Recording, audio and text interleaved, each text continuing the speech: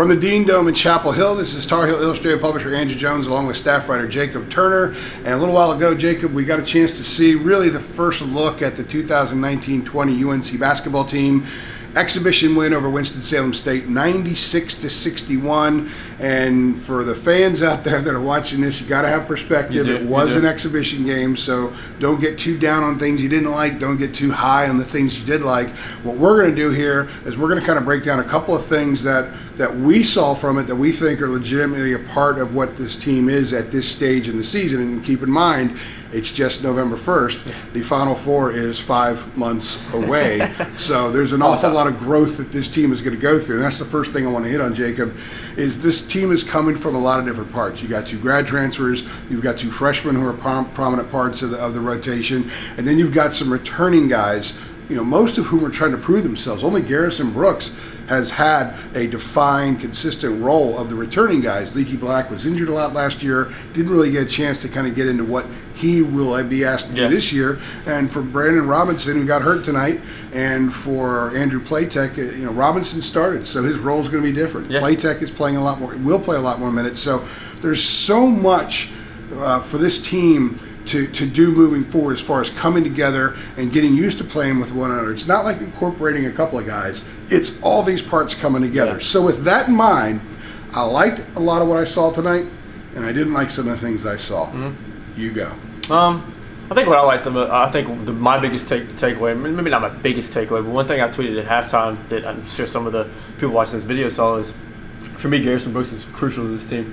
I think we all kind of knew that, but when you look at Armando Bacot, true freshman, at times he looked good tonight, and at times he looked a little lost tonight, and that's kind of what you expect with the true freshman. So I think Garrison Brooks is huge for this team. I really like what I saw from Leaky Black, and especially in the second half. Roy mentioned it in his post-game presser about, I think his favorite part of the game was he had a few assists in a row. I can't remember the number. It was at least 2, but Roy really pointed out that as something he really liked too. And I think my other biggest takeaway is, Cole Anthony. We didn't see the best out of Cole Anthony tonight. I think people were expecting a little bit more from him. But like you mentioned, you can't get too high, you can't get too low with these exhibition games.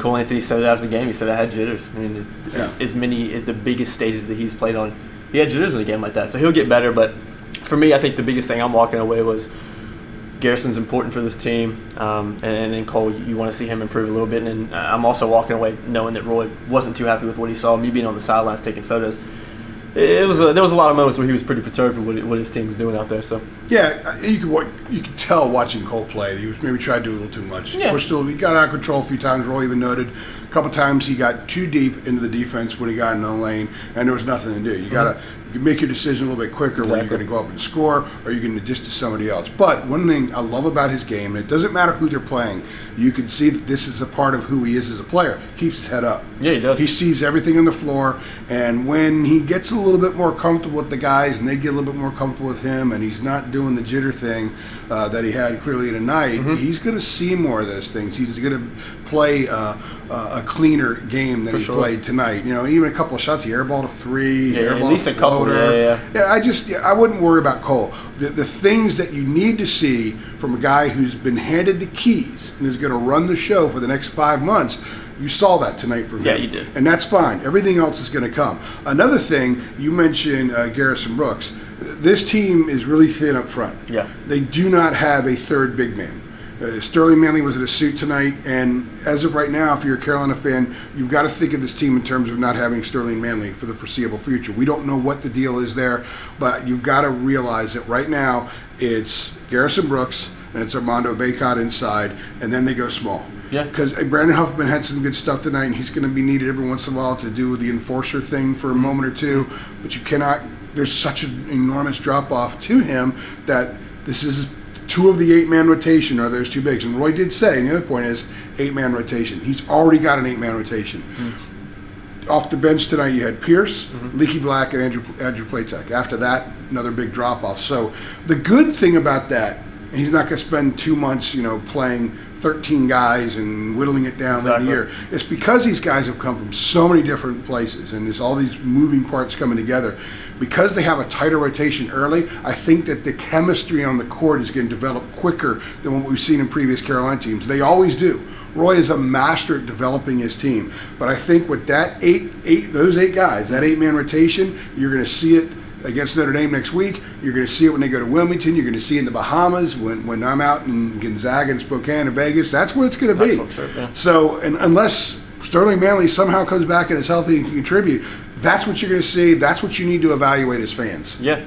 Carolina doesn't really have a lot of room for guys to come in off the bench. Like you mentioned, you got an 8-man rotation. That's really about it right now. You had 3 guys in street close tonight, 2 of which are true freshmen. We don't really know what their status is moving forward either. So I think the biggest thing for me that I want to say one more thing is I think B-Rod's injury is a little bit worrying for this team because you mentioned, I mean, you got an 8-man rotation, and then one of your guys goes down with what we've kind of speculated is some kind of ankle injury. I'm thinking maybe a high ankle sprain or something like that. We saw him afterward in crutches. Yeah, and not only is it unfortunate for a guy like him who's worked so hard, a leader now, a senior on this team, to go down like he did. And he was playing well. He was playing well, too.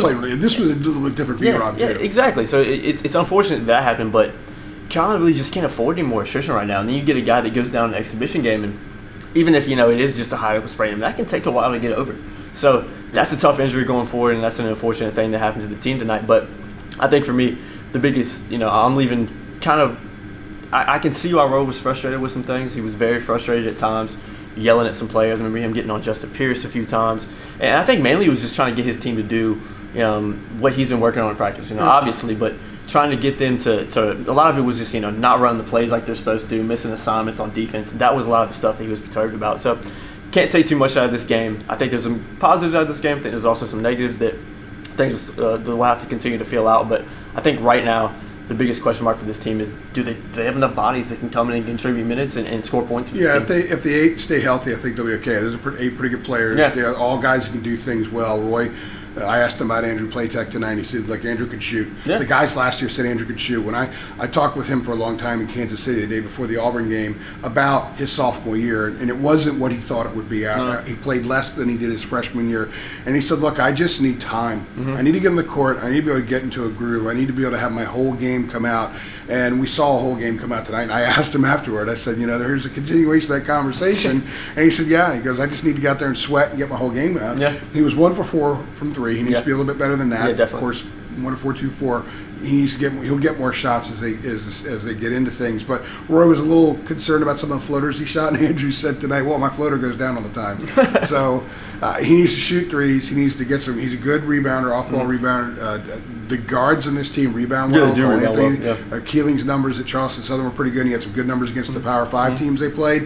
Playtech's a good rebounder. In fact, he had 2 offensive rebounds in about a 1-minute stretch tonight, which was a really good sign. So the nose for the ball stuff, that's confidence. Leaky, I talked to Keeling about Leaky's vision, and I said, so how does Leaky's vision ever amaze you? And he says, oh, man, yes and no. It's amazing he could see what he could see, but no, I'm used to him seeing everything. And when you've got Cole on the court who plays with his head up and sees everything, you got Leaky on the court who plays with his head up and sees everything, and he's 6'7" and a wingspan of about 6'10". If these guys are open, those dudes are going to find them, and that's what's going to be really fun about watching this team over the next couple of months. Is how it's like quarterbacks, receivers. They throw a ton in June and July, and people never see it. And that's how they get their timing down. Out of this, the timing comes when you start playing other people. Exactly. And the value tonight of the film and all that kind of stuff is great, but those guys getting to play against each other, against other defenses, is going to speed up this process. And I don't think the 8-man rotation is a bad thing at all.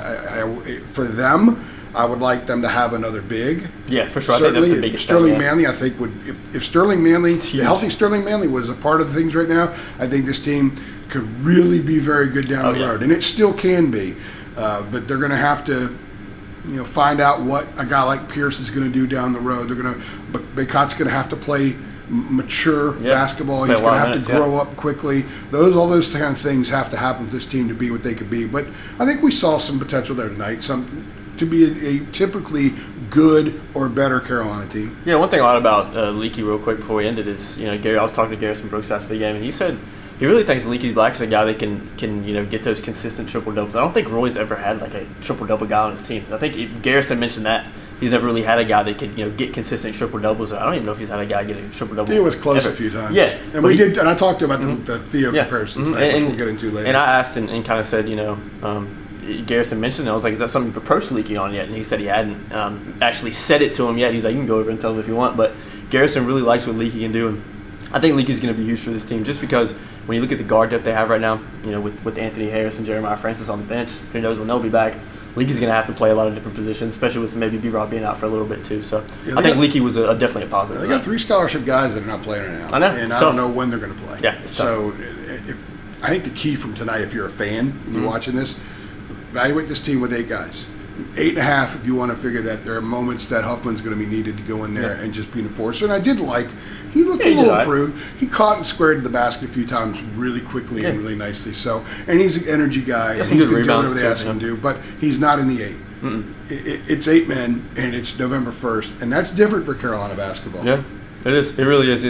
Huffman's going to have to come in and get some minutes just because you look at the big men that you mentioned. They just don't have a lot right now. But, 8-man rotation is, for Roy to just have one set already is a little interesting. You usually kind of see those different lineups and different guys getting different, minutes and stuff like that. But you might not be seeing that as much in non-conference. And the last thing is defensively. They gave up a lot of drive, a lot of penetration stuff. I mean, we've done this a lot when we've talked about Carolina basketball over the years. That they go through stretches early in years. They give up a lot of penetration, and they did it in a long stretch tonight. Roy was very concerned about or critical of it after the game.